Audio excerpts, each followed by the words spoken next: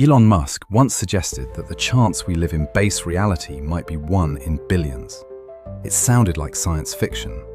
A sky hiding green code, a universe behind a screen, a cosmic version of the Matrix.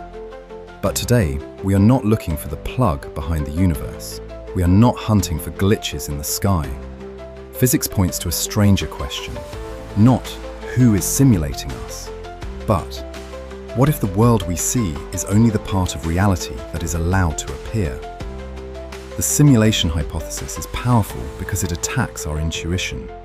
It asks whether everything around us could be an interface, the sky, the body, memory, matter itself. But there is another way to turn the question. Maybe the world is not fake.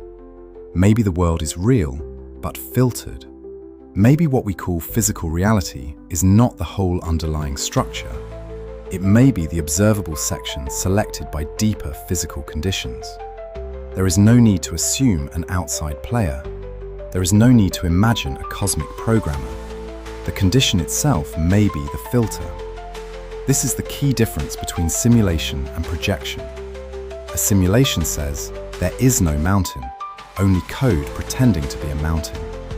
A projection says there may be a vast mountain, but what appears on the wall is only its shadow. The shadow is not fake. It is real as a shadow, but it is not the whole mountain. In the same way, the observable world may be real, while still being only a selected section of a deeper structure. Physics is not only about what exists, it is also about what is allowed to appear as reality. Imagine a large open-world game. Beneath the screen, there is data, coordinates, lighting parameters, collision logic, invisible rules. But the player does not see raw data. The player sees a rendered world. Mountains, oceans, fire, motion. Is the fire on the screen fake? To the player, no. It lights the cave. It changes the scene. It can damage the character. But it is not the whole database. It is what the deeper structure looks like after a rendering rule selects a visible world. This is the intuition behind PT-symmetric quaternionic spacetime, or PTQ. In this view, physical reality is not the naked exposure of the deepest structure. It is a projected sector. First, there is a larger quaternionic kinematic space. Second, there is an admissible projection, a physical rule that selects what can become observable. Third, there is the observable physical sector, the world in which time, probability, conservation laws, and dynamics can be meaningfully defined. This is the radical part. Physicality is not simply assumed at the bottom. In this view, physicality becomes well-defined only after projection. But here, the game metaphor must break. A game engine filters information because hardware is limited. It needs to save memory. It needs to save processing power. It needs to keep the world running smoothly. But the universe is not trying to save GPU resources. In the PTQ picture, projection is needed for a deeper reason. It protects causality. The observable world must not allow hidden freedoms to produce usable, faster-than-light signals. It must preserve stable probability. It must preserve causal order. This is where the no-signaling principle becomes crucial. If Alice performs an operation far away, Bob should not be able to read an immediate change in his local statistics. Otherwise, information could travel faster than light. Causality would begin to break. Some studies warn that if unrestricted local PT-symmetric systems are treated as directly operable physical machines, they can threaten this no-signaling boundary. So in the PTQ picture, projection behaves like a physical firewall. It does not allow every hidden freedom to enter the observable world. It filters. It stabilizes.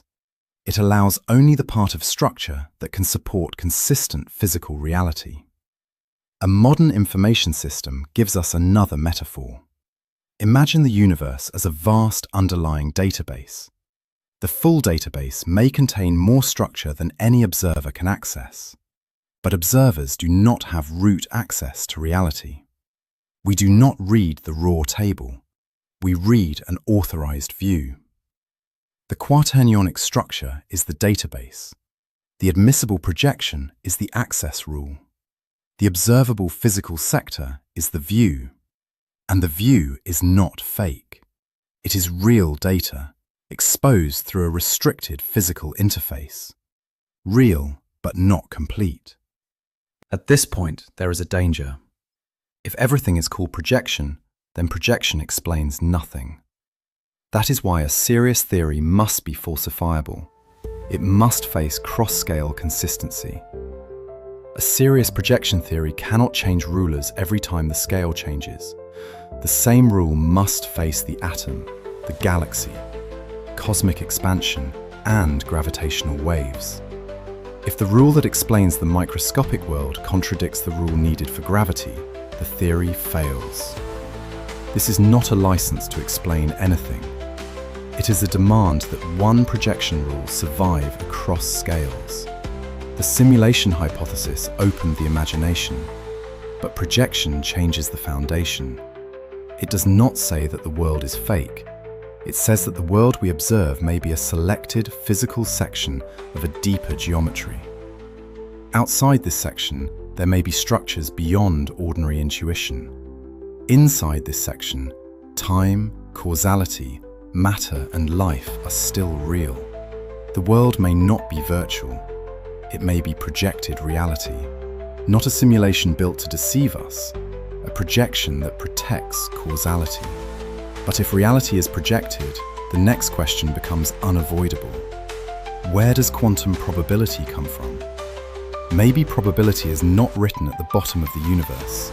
Maybe it becomes valid only after reality is projected. Maybe probability is the grammar that keeps causality intact. That is where we go next.